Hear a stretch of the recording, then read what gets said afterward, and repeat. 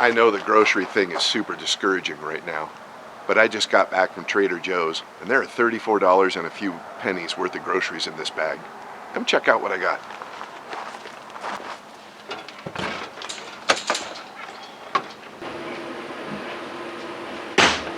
I know it's hard to believe that somebody has good news with groceries, but I'm telling you, I'm impressed. Check it out. Alright, so for $34.31, exclusively using the Trader Joe's Fearless Flyer ad, I got a 4-pack of brioche buns, a 24-ounce bag of frozen French fries, 1 yellow onion, 1 dewdrop cabbage, these things are the bomb by the way, a bunch of broccoli, some Strawberry Fields gummy candy, a bag of peeled and cut carrots, a dozen brown eggs, a half gallon of milk,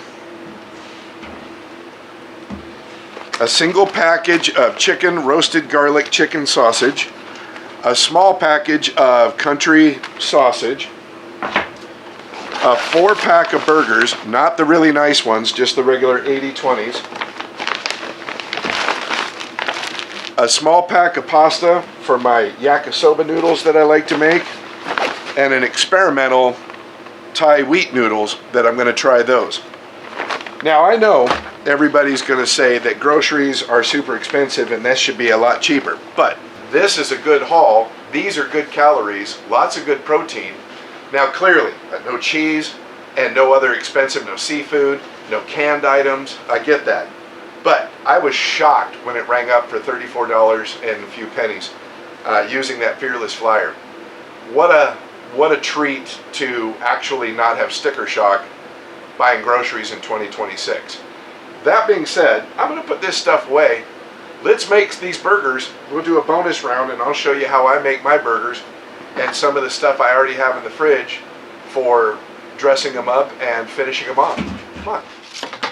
While I have the paper towel habits of a much, much wealthier man, I do not with foil. I recycle foil.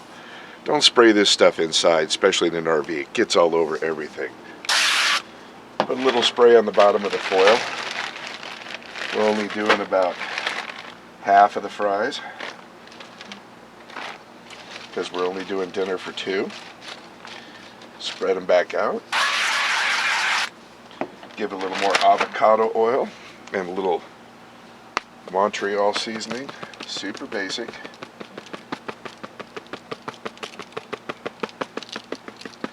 Let's pop these in the oven and we'll get our burgers on. This is my basic burger setup.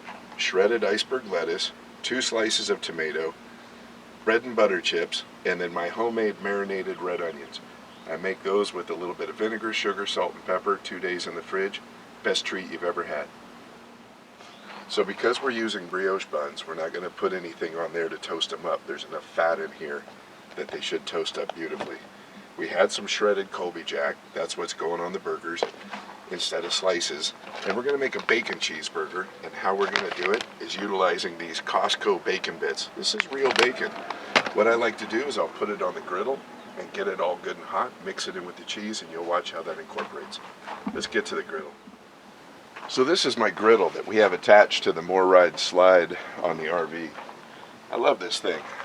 I wouldn't put an open flame barbecue attached to the RV. I think that would be a little risky. It's well seasoned, it's cheap, but it's ready to go. We're only running this burner here. Let's get our burgers on.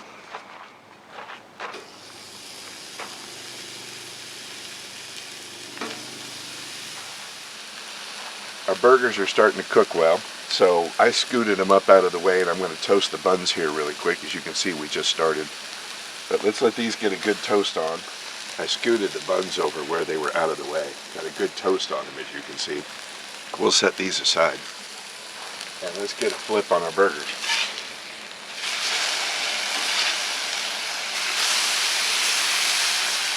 Now we're going to make sure we got to a good internal temperature. And as you can see, These are swelling up a little bit and shrinking more than we like. But hey, store-bought burgers, we let a little bit go. Let's get our bacon on here and get it crisped up. And if we're a little early on this because the other half of the griddle is cool, we can slide that out of the way. Won't hurt a thing. Now, I never actually smash these when I'm cooking them. I'll flip them one more time in a minute, and then we'll apply the cheese and the bacon at that point.